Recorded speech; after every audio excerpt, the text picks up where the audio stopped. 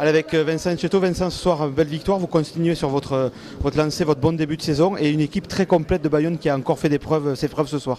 Oui, je pense qu'on fait une première mi-temps de qualité avec, toujours une mêlée costaud, deux beaux essais. Et après, j'aime pas trop parler de l'adversaire, mais c'était un adversaire coriace mais qui n'a pas toujours respecté les règles.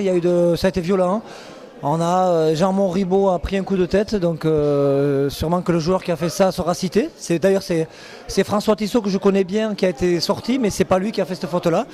Donc le joueur saura de qui je parle et on va le citer parce qu'on peut pas. Ça fait 2 matchs à Dax et là que Jean se fait agresser. Voilà, c'est pas du rugby, c'est pas la sous-sous. Il faut jouer au rugby avec chacun avec ses forces, mais l'agressivité elle fait partie du rugby, mais la violence il faut pas être hors la loi. Donc ça c'est une petite parenthèse. Donc la deuxième mi-temps elle a été hachée parce que nous on a demandé aux joueurs de rester dans la maîtrise. À la mi-temps ils étaient fous de colère.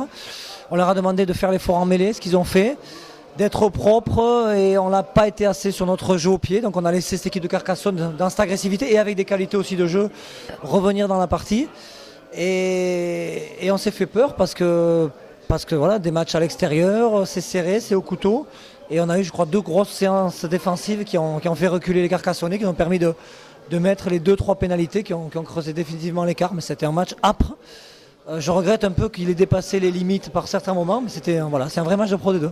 Vous parlez d'une grosse mêlée, on l'a vu. On a vu aussi le pari que vous avez fait de jouer avec une jeune charnière, des joueurs qui ont 20 et 21 ans, c'est bien ça, ouais. Qui ont fait aussi en gestion, étaient très très bons ce soir.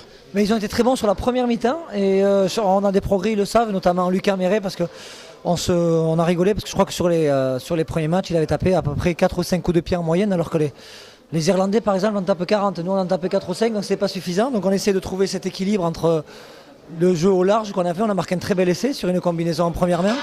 J'aimerais aussi qu'on soit capable, dans les moments un peu faibles, de sortir de la pression par du bon jeu au pied et attendre un peu que ce soit les adversaires qui s'exposent. Voilà, trouver cet équilibre. Un petit mot aussi sur Bustos Moyano qui a fait beaucoup de bien derrière en régulateur. Je le dis, il n'était pas content de lui, donc ça prouve le caractère de ce garçon. Je dis que ça a été l'homme du match, il a été précieux dans son jeu au pied, il a assuré sur les ballons hauts, il a été bon sur les contre-attaques, il a marqué un essai magnifique. C'est lui qui est à l'origine, qui transperce la défense et qui se retrouve à l'intérieur pour marquer. C'est un match complet, je crois qu'il a mis sur les 31 points, il a dû en mettre à 26 si je compte bien. Voilà, c'est bien, mais c'est des joueurs de haut niveau. Martin, c'est un joueur de top 14 qui a fait le choix de rester avec nous, donc c'est tout bonus pour l'équipe.